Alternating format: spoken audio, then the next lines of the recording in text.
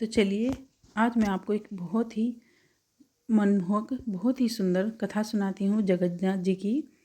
तो जगन्नाथ जी का मंदिर जहाँ पर था वहाँ के पास में छोटी छोटी झोपड़ियाँ बनी हुई थी और वहाँ पर एक छोटी बच्ची रहती थी। ये बात उन दिनों की है जब जगन्नाथ जी का मंदिर नया नया बना था।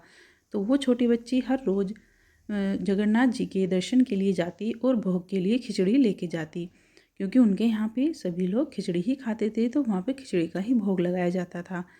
तो बचपन से ही वो जगन्नाथ जी को खिचड़ी का भोग लगाती थी। सुबह सवेरे उठकर जगन्नाथ जी के लिए खिचड़ी लेके जाती थी। तो उस मंदिर के पुजारी भी हमेशा उसके लाई हुई खिचड़ी से ही जगन्नाथ जी का भोग लगाते थे। जैसे ही समय बीतता गया, जो छोटी लड़की थी वो भी धीरे धीरे बड़ी हो गई। बड़ी होते होते वो बूढ़ी हो गई।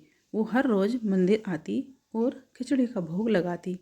ऐसे ही एक समय आया जब वो काफ़ी बुढ़िया हो गई थी और उसको चलने फिरने से भी मुश्किलें आती थी।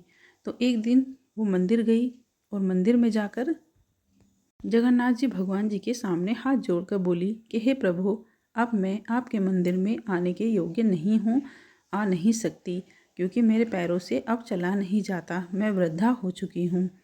तो बचपन से लेके अब तक मैं ही आपके दरबार आई हूँ आपको भोग लगाने के लिए, लेकिन अब मैं चाहती हूँ कि आप मेरे घर आएँ भोग लगाने के लिए।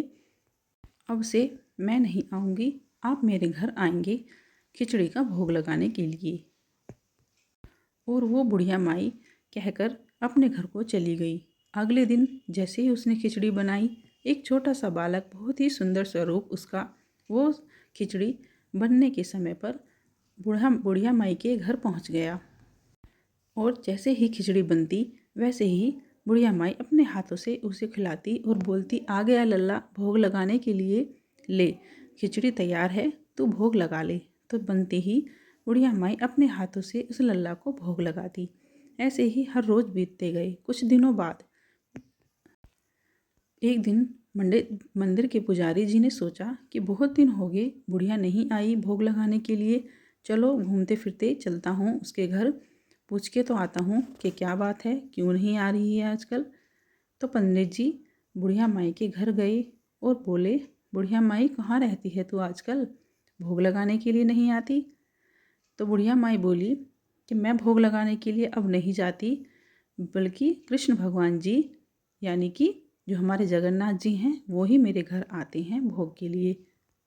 पुजारी जी ने सोचा कि बुढ़िया माई तो पागल हो गई। ये सोचकर वो वहाँ से जाने ही वाले थे। जाने से पहले उस बुढ़िया से बोले कि तू रोज़ नहा के पूजा करके तब भोग बनाया कर, अगर तू कान्हा जी को ही भोग लगाती है, जगन्नाथ जी को भोग लगाती है। बुढ़िया माई ने यही किया। इसी तरह से वो रोज़ उठ के नहाई धोई, पूजा करी, उसके बाद उसने खिचड़ी बनानी शुरू करी। खिचड़ी बनी भी नहीं थी कि इतने में वो छोटा सा लल्ला खाने के लिए आ गया। तो बुढ़िया माई बोली कि बेटा थोड़ी देर रुक जा, अभी खिचड़ी नहीं बनी है। बेटे ने उसने कहा कि माई थोड़ा जल्दी करो, मंदिर के कपाट खुलने वाले हैं, थोड़ा जल्दी करो। तो इसी तरह उस बुढ़िया माई ने जल्दी जल्दी करके खिचड़ी बनाई और उसे भोग लगा दी। और उस छोटे बालक ने भी जल्दी जल्दी गरम गरम खिचड़ी खा ली। तो जैसे खिचड़ी खाकर वो चला गया। अब मंदिर के कपाट खुलने वाले थे, तो पंडित जी उठे, उन्होंने मंदिर के कपाट खोले तो वो क्या देखते हैं, जो जगन्नाथ जी हैं उनके सारे मुंह पर खिचड़ी लगी हुई है, सारा मुंह उनका खिचड़ी से सना हुआ है।